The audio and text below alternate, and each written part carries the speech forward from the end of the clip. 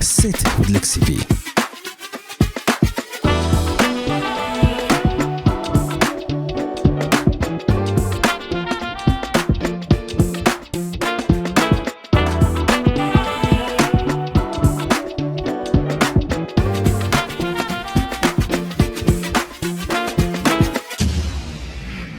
Crystle, how are you?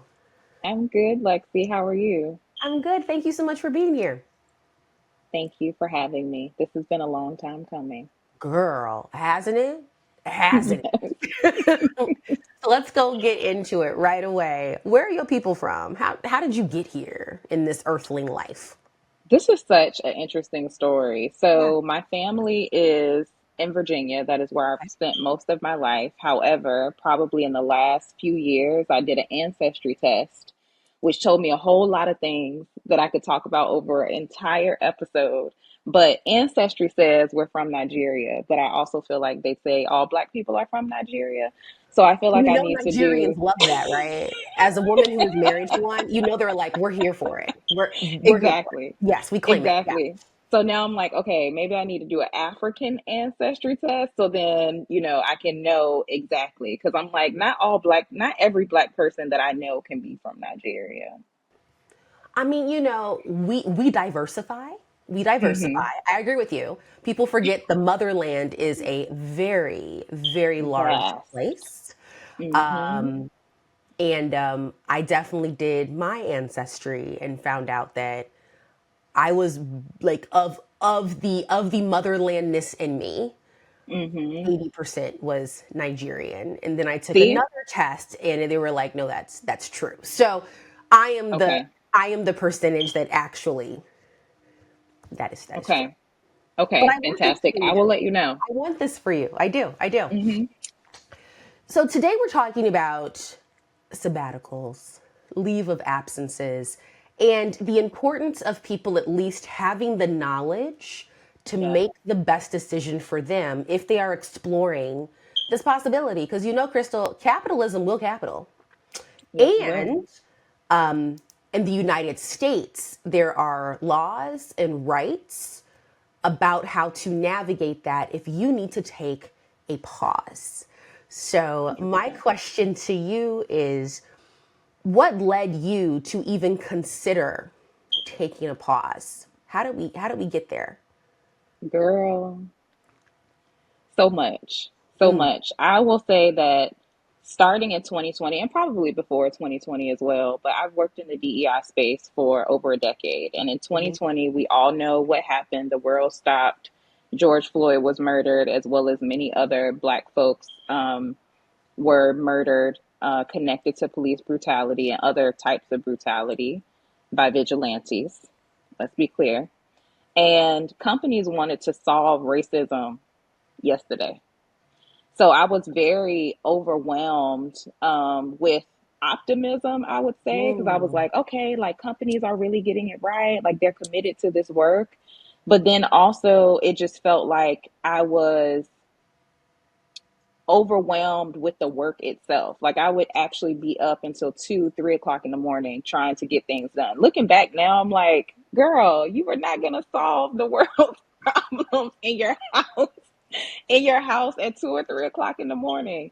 So I think it came from that. It came from just home relationships not working out in the ways that I ideally would have hoped. So I separated from my wife over the last few years, and just friendships haven't gone the way that I would hope that they would go. Business decisions, just all the different things, work, home, business, all colliding together, compounding on top of each other. And I was just burnt to a freaking crisp. I could barely put sentences together. I have been working from home since 2020 and not really being around people, not connected to people online, yes, but not really too much in real life community. So I just felt like I didn't know who I was. I didn't know what my purpose was. I didn't know what I liked, what I wanted, what was important to me. And just everything felt foggy. Everything felt chaotic. And then let's also put on top of that the expectations that the world has of us, especially as Black women, to be magic, to overperform, to know all the answers. So all of that coming together burnt to an entire crisp. So that's how we got here. I think it's interesting that when bad things happen in the world, it is usually people looking at black women like solve it. And I've Hmm. had to get over, I think that's the wrong terminology, but evolve past Yes. that, that it is not my responsibility or necessity to solve everyone else's problem. It's my Yep. responsibility to solve my problems and figure out how to get support with that. So I do just want to glorify that and honor that in your experience because Yes. that's crazy. Also, I'm not going to lie, I feel like in 2020, a lot of companies were looking at black and brown bodies, specifically queer black and brown bodies, because we have to honor identity and Hmm. these layers of identity of like fix it as if queer black and brown people started it. Right. Correct. It is not our problem to solve. So I think it is very important to, yeah, we have to say that out loud and call a spade and call the oppression, the layers of oppression in that. Can you fix the thing that I started? No, no, right? And I tell people that consistently as a, cisgendered heterosexual black woman. I'm like, oh, no. So I love that for you. Exactly. And I think we felt like, oh, they're here. They're showing up finally. Let me lay myself out and allow them to walk all over me. Let me do all the work to show them that this was the way the entire time. And they still did not listen. They still So once you had that thought, I'm imagining Crystle wherever you were at this time saying, you know what, I need to take a beat and take care of myself so then I can be the best person for others. Tell us about navigating the leave of absence slash sabbatical experience. What was the yeah. first step that you had to do?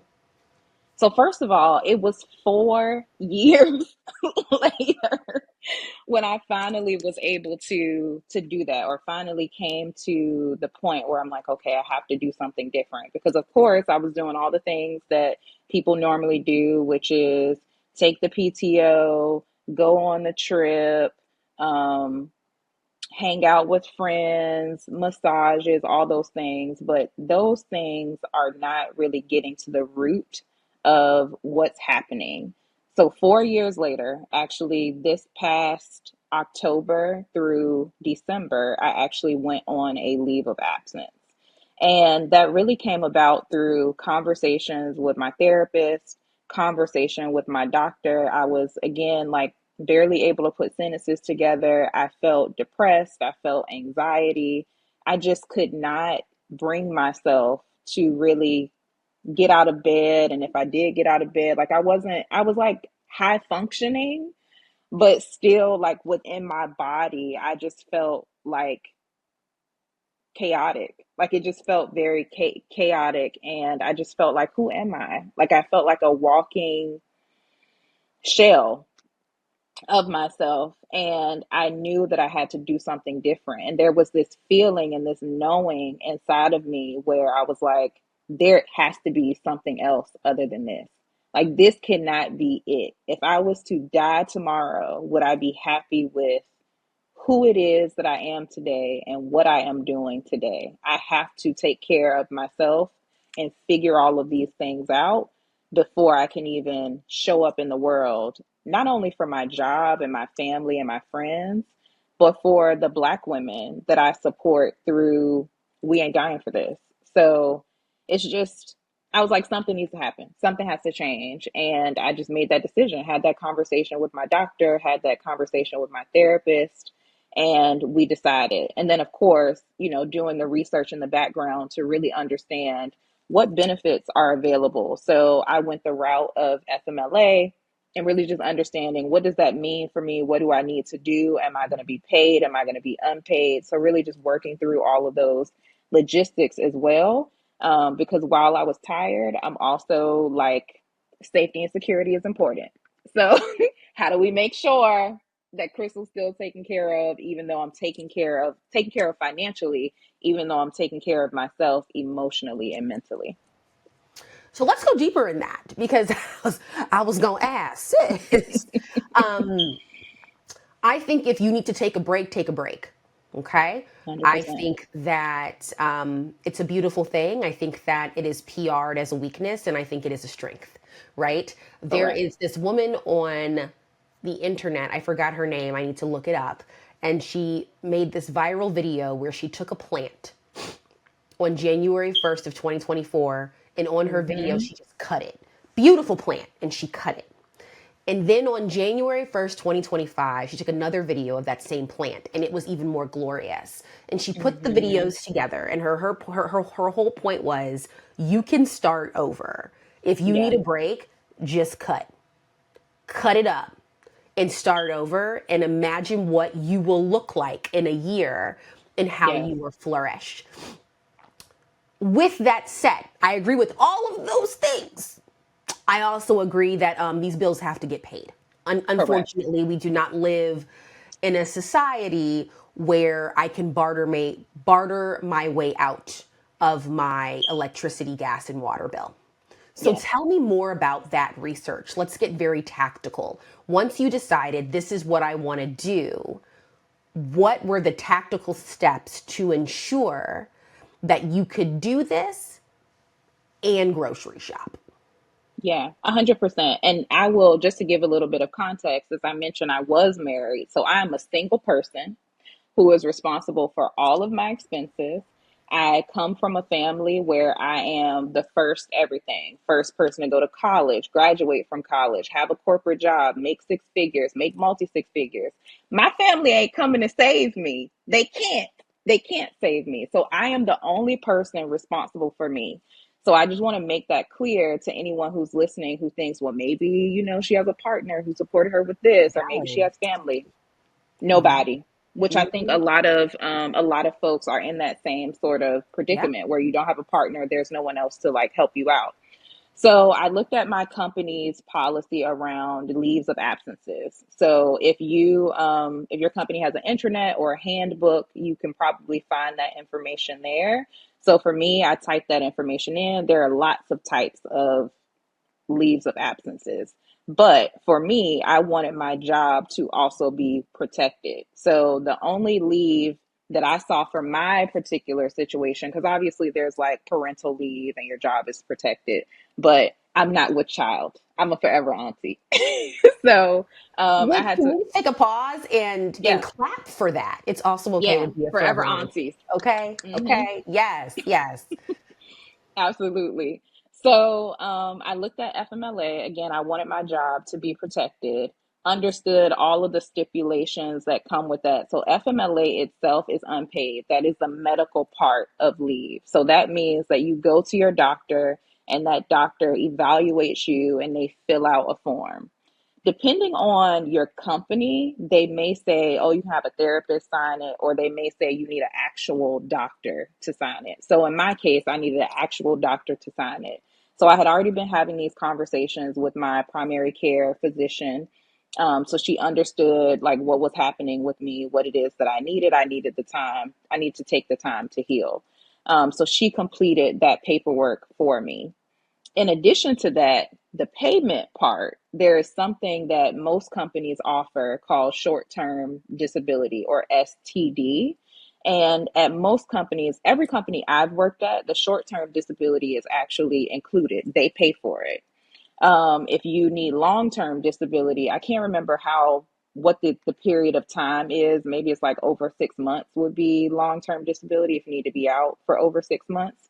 But for my company specifically, short term disability is covered by the company and it gives you 6 months of your pay at 100%, which is unheard of based on a lot of conversations that I've had with people. So most companies, they have a short term disability plan that may pay 80% of your wages or 60% of your wages. Thankfully, in my case, it was 100% of my wages. So once I realized, okay, like the bills are going to be covered because again, capitalism is going to capital. and I needed to survive. So that is when I confirmed that, okay, I got everything that I need. My doctor's going to sign this paperwork. I have a long history of, depression, anxiety. So I'll be good to like put in this request. It should be approved. So only then did I move forward in putting in the paperwork, because I knew that if approved, that I would be good to go and still be able to take care of myself. Do you think that some people have a hard time even thinking that they can do this? Like once they figure out that there is a process, once they figure out that there are ways to be legally protected, once Yeah, they figure out that they can still get some form of payment while taking some time for themselves and figuring themselves out, there is this emotional or mental blocker that says, I should not do this. What are your thoughts correct. around that? There's absolutely those feelings and emotions about I still can't do this. And I can talk about, like, for me, what was holding me back initially. So just being the strong one. Like, you always been the strong one. It's like power through. Like, Black women are supposed to be able to power through and keep going. And if I don't keep going, then it's a sign of weakness. If I ask for help, it is a sign of weakness. And it's like, no, sis, it is a sign of weakness that you won't walk away, that you won't do something to help yourself, that you won't ask for help. That is the sign of weakness. And then I also think that something else that I struggled with was thinking about all the people around me that I was supporting with something at my job, to be like, oh, well, if I'm not there, who's going to do X, Y, and Z? And at some point, I had to be like, them people gonna be all right. Like, they're gonna be Girl, able the to way handle it. folks will figure it out is as quickly as the Yes. way folks will fire you. Okay? Mm-hmm. So a just, hundred percent. yes. Yeah. Mm, Get mm. on, get on up out of there. Like, you gotta go take care of yourself. Do what you need to do, because they will figure it out. And the good thing about being on FMLA is that they can't call you. So they need to figure it out, and your job is protected. So, We also have to discuss the historical context to that, right? Because, in this show, I'm like, we just gonna get to the root of the mm-hmm. equation. And I think that there are groups of people around the world, because of their identity, that they come from a people that in our DNA, literally in our blood, Mm-hmm. we have ancestors that when they asked for help, when they asked questions, they were murdered. And Mm-hmm. so there are groups of people, family, that grow up in communities where they are taught not to ask for help and not to figure it out. And it's not because their elders want to hurt them. Their Yeah. elders are actually trying to keep them alive because of Yes. their own trauma. But in today's society, I think it's very important for all of us to ask for help. And just make sure that there are guardrails in place. But I also do want to honor as well that how you ask for help and when you ask for help and who you ask for help should be very strategic. I agree with that. Mm-hmm. 100%. Right. So, what did you do on your sabbatical? Once you figured everything out, we filled out the paperwork. Okay, we closed the laptop. What was your healing journey? Did you pre-sabbatical create a healing journey Yeah. plan? And what did that look like? So I did not create a plan at all. But what I will say, one more logistical thing about Please. the leave. So for my particular provider, I had to actually go back every 30 days. So I leveraged the entire 12 weeks of FMLA that protects your job by law.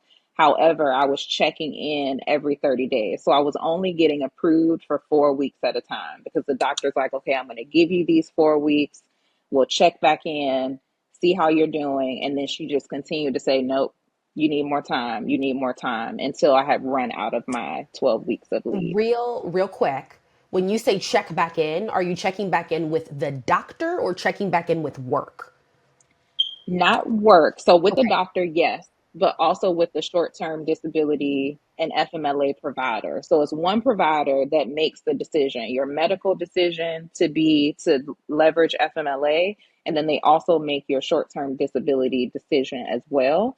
So I had to check in with both of them. So the doctor was sending updated notes, updating that initial form that they completed every 30 days or less, because basically it was approved for 4 weeks at a time. So I went back twice to get the additional 8 weeks after that first 4 weeks was approved. And when you let's get very specific. When you say Yeah. went back, was this a phone call? Was it an email? Did you have to like roll up on a plane somewhere to Yeah. Pluto and be like, I'm here? What does went back mean? Yes, I love that you asked for clarification, because definitely folks are going to have these questions. So I went back to the doctor's office. So I had to go into the doctor's office at least once every 30 days or less ish, to have them evaluate me, assess me, update medication, whatever it is that they needed to do, and then send that information over fax over the form to the short-term disability slash FMLA provider for their approval. So it still needed to be approved. So the doctor can't just say, okay, Crystle needs to be off work, and they just send the information. The provider still has to approve it, but obviously, like your doctor is going to send over compelling information to say this person needs this time off for X, Y, and Z reason.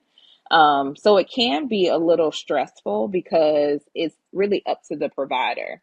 But hopefully, your doctor is documenting well. So when that information gets to the provider, they can easily make a decision. And luckily, I didn't have any breaks in payment. So I was able to actually get paid, every couple of weeks as I would if I was actually at my job. So what did you do on your sabbatical? Earlier you said that you didn't have a plan, which No, I have as a a plan. Capricorny planner, okay, when there is no plan, y'all, I freak out. I can't deal Yeah. with it. My anxiety goes to 10. But I also, now that I'm older and wiser and trying to be better, more lotioned, more Hmm. blessed, I'm aware that sometimes planning too much is also violent. So what did you do on your sabbatical to just Yeah. get back to you and get back to self and get your mind balanced and right for Yeah. you? Absolutely. So my plan originally was just to like be off from work, to be at home, to focus on my mental health, et cetera, et cetera.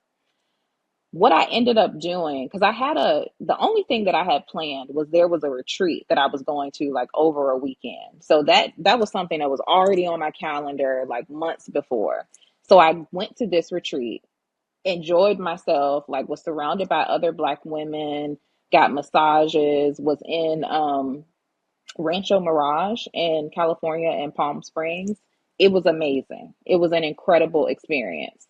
Leading up to that experience, though, I was actually looking into different types of treatment for myself. So, beyond just like taking medication daily, what else is it that I can do to really alter and improve my brain chemistry? So I was looking into different types of therapies that exist. And the first therapy that I came across was ketamine therapy.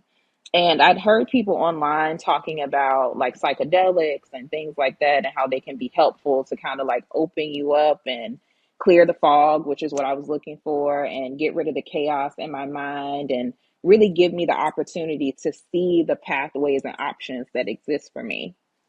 But as I was doing research, I was like, I don't know about this. Like, this seems like a lot, because you basically have to go into this clinic weekly, and you have to go in twice, and it's like for an hour or 90 minutes or something, and you're like getting this medication over that period of time. And I didn't like the way that that sounded. So I started to look for, and it also wasn't with people who look like me. So I was Wait, like, wait, pause. I'm sorry. I'm going to need more information. So, okay.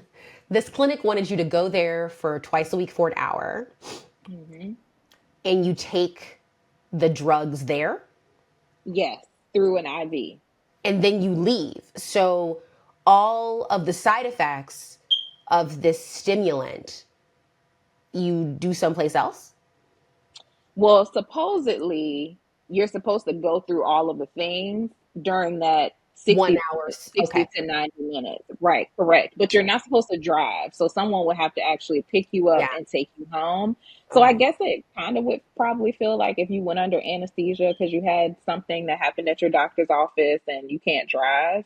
I didn't like that because I didn't want to feel like that Yeah. multiple days a week and then not Yeah. even knowing how long is this even gonna last in Right. terms of weeks. So I just continue to do research. I Yeah. hear you. That's it's not for everyone, okay? Yeah, Not for everyone. exactly. How when you completed this 12-week journey, I want to go to the last day. Think about the Okay. last day of those 12 weeks. What was your recap? What was the lesson for you? What are your Yeah. thoughts? So, is it possible for me to go back and finish your other Oh yeah. question, or Mhm. are we just going long? No, go for it. Okay. So after doing the research on the ketamine therapy and wanting to be with someone who looked like me, I actually found psychedelic therapy and I found some Black providers that are in the Las Vegas area. And I had a conversation with them, sharing with them what I was going through, that I was having a hard time putting sentences together, that I had a lot of brain fog and chaos, and I really just needed to like find myself. I wasn't sure like who am I, what it is that what is it that I want, what is my purpose. So I went through that experience, and it was one day. It was from 11:30 in the morning till 4:30 in the afternoon. They were with me. They administered the psychedelic in a tea, and they were with me all day. There was music playing. Like I went through a whole host of emotions, feelings, and what they call a journey on that day. And when that journey ended on that day, the chaos was gone, the fog was gone. I'm a person who is always thinking 10 steps ahead. Like, as you mentioned before, like, I need a plan. And he asked me, like, how are you feeling right now? And I said, I feel at peace. And then he asked me if I've ever felt at peace. And I said, no, I've never felt at peace my entire life. Like, there's always been something up here. And I literally, in that moment, tried to think about something to think about, and I couldn't think about anything. Like my mind was completely blank. And I feel like that was a really transformative moment for me. And even at that time, I said to myself, okay, I've been at home. Am I really going to be able to get the benefits of this experience in my home, in the place that I have been working from, in the place that I have experienced all of these different things that have caused me to be like this? And the answer was no. So I decided that I would take a transatlantic voyage solo from Rome to Miami over the course of 14 days. And it was important that I went solo because I needed to be able to depend on myself as well as do some self discovery. And I decided during that trip that I would not take myself too seriously. So I did things I wouldn't normally do. I went to a painting class and I was like, I'm not going to be perfect. I Yeah. did trivia. I did puzzles. I went on excursions. I talked to strangers. Did a sushi making class. Like I did all these different things that I may not normally do because I'm thinking about like how I'm not going to be perfect. What are people going to think? What are people going to say if I don't show up perfectly? And it really clicked something. Something clicked in my mind. What my therapist said is that I really like gave myself exposure therapy. Like compounded exposure therapy to do all the things that terrified the hell out of me. And it literally healed me over the course of 90 days to go through all these different experiences and especially to be solo, to discover who I am, what it is that I want, what is my purpose, how do I want to show up in the world. It just all clicked. Mm. You said something profound that really hit me, which is like you gave yourself permission to not be perfect. Hmm. How is that? Because that sounds very terrifying, you know? Yeah, Um, how was that? You gave it was yourself permission scary. to fail or not be good at something, God forbid, right? Yes. Yeah. It was very scary initially, but I think that I thought about the alternative. And the alternative was I keep showing up in the ways that I'm showing up. I keep focusing on safety, security, not being rejected, and I'm going to end up in the same exact place that I'm in right now. It's not serving me anymore to be so focused on safety and security. Like, I have to step outside of that bubble and do something different. And to be clear, that safety and security served me up until this point, up until that point of Yes. knowing that there was something else that needed to come out of me, something else that I needed to be connected to, something that was bigger than me that I needed to pursue. It worked for me. But up until that point, I was like, okay, girl, what you gonna do? You gotta do something different. You gotta try something different. And what I realized is that nobody was judging me, Lexi, but me. I was the person who was judging me. It was no one else was looking at me to be like, that painting looks terrible, girl. Like, you should have painted that shadow over there, or your sushi roll isn't rolled tight enough, or girl, can you put the side pieces Oh to the yeah. side for the puzzle and do the outside first before you do the inside? Like, nobody cared. Nobody cared.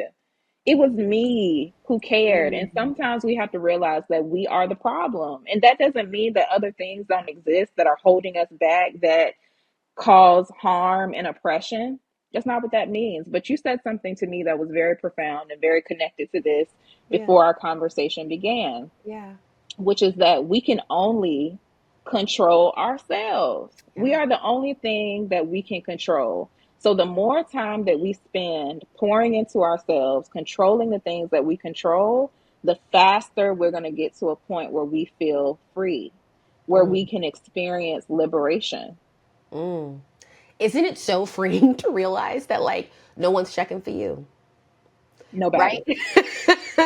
I actually went on a journey with the same idea of like losing the perfection years ago. And Mhm. 𝐃𝐨𝐧'𝐿, who is the creative director of Historical Black Women in Tech, she sat me down one day. This was years ago, and she said, "You do realize that what people say about you when you're not there is not your business." And it has transformed my outlook on the world, right? Because Mhm. I was the person trying to be perfect because I was trying to be heard, trying to over communicate because I didn't want people to assume certain things about me. And I'll never forget, we were at work one day and Issa sat me down because I was venting about something and she was like, "You do know that what people say about you when you're not there is not your business." Not your And I was business. like, yo, and it took so much weight off my shoulders. Mhm. It was beautiful. I mean, it was terrifying at first. I'm not gonna lie, it was terrifying at first, but over time, and I still say that to myself over and over again, it becomes a very liberating practice. Yes, Absolutely. I I can see love you that. and your limpy sushi roll. Yeah, girl. It was good too. It was delicious. It was delicious. So, 12 weeks, Rome and back. What did you learn? Was it worth it? Was it not worth it? Like what did you learn from this sabbatical? How did it change you?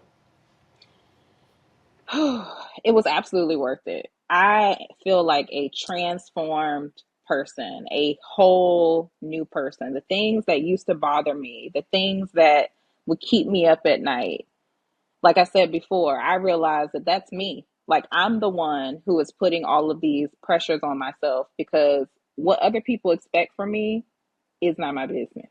Like Issa said, like, it's not my business. And I also learned that taking time for yourself is important, that you can't just take a little bit of time and then come back to the thing or the place that's causing you the stress and the overwhelm. You really have to be able to take the time that you need to transform yourself, to really get in another mindset, to really solidify who it is that you are, to discover or rediscover who you are, to remember, to give you a chance to like wander and wonder. Like, you have to be able to do those things in order to step back into these places that are not going to change. Like, as much as we yell and scream and we want organizations to change, we want communities to change, we want the world to change, it's not going to change. Like, it may change, but it's a slow roll. Like, it's not something that's just going to overnight be completely Did different. Auntie Crystal just say when people show you who they are, believe them, beloved? Mm-hmm. When Exactly. systems show you who they are, believe them. And I feel like Auntie Crystal also just said the definition of chaos is doing the same thing over and over again and expecting the same Correct. result. Hmm. Mm, mm. Correct. So if anyone is listening who has been considering taking a sabbatical, please leverage your benefits. There are so many people that I have met who have said, "Oh, my job was stressing me out. It was toxic, so I just quit." No, girl. No, absolutely not. You have worked for those benefits and you better use those freaking benefits. Talk to your doctor. Make sure that they are documenting how it is that you're feeling, what is it that you're experiencing, and take the time that you need, because all you're doing if you quit your job, you're adding another level of stress on top of the stress that you already have. But if you leverage your benefits to take a leave of absence, to go on a sabbatical, because that's what I'm calling it, because Black women deserve sabbaticals. We deserve the time off. We deserve to be paid. We deserve to be able to pour into ourselves.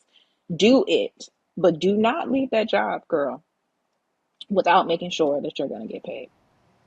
So we need to read the perks and benefits section as we look at companies, as we negotiate and further. Hmm. The number of, I can only speak for myself, Crystal.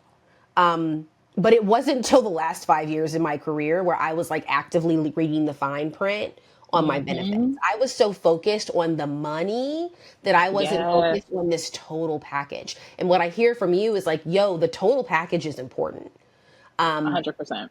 And y'all, I promise you, these companies are aware that you're not even going to take advantage of 90% of those benefits. So Yeah. literacy is sexy. Go read that brochure. Figure that out. Yep. Absolutely. One other Mm. thing that I'll add about FMLA, your job does not need to know why you're out.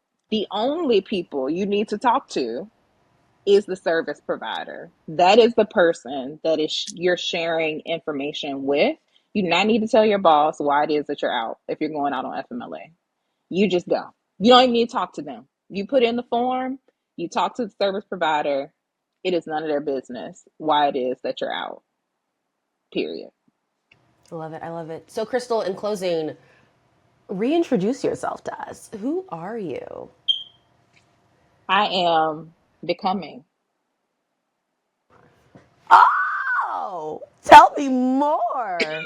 I was I am not becoming. expecting that. That might be my new favorite one. Don't tell people. Hmm. What is that? Okay. So what are we becoming? Oh my God, I love that. To me, I'm becoming the highest version of myself. For me, that's what I'm doing. And what's very interesting is that when I was talking to, I had like a follow up conversation with the folks that I went on my journey with, and they were saying, like, you leave things behind for your future person to find. So think about, like, when you are coming home from work or you driving home from, let's say, Target, because I love Target, and your gas light come on, and the older version of me would be like, girl, get gas in the morning, child. Like, you don't you don't need to get gas right now, knowing that I have to go to the airport. Like, the next time I get in my car, I have to go to the airport. So the older version of me would have been like, oh, just get gas the next time you're in the car.